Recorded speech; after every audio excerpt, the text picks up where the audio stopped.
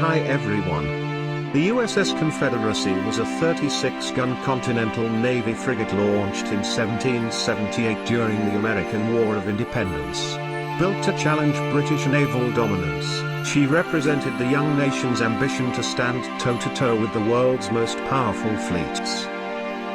Designed as a fast and heavily armed frigate, Confederacy combined elegant lines with solid firepower. Like many American warships of the era, she was influenced by French naval architecture, emphasizing speed, maneuverability, and long-range cruising ability.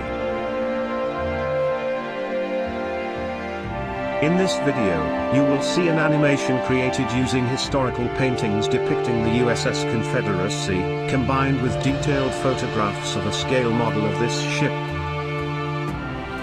If you are interested in the original plans of the USS Confederacy or a complete step-by-step guide to building this ship model, you will find a link in the video description leading to a dedicated video with that information.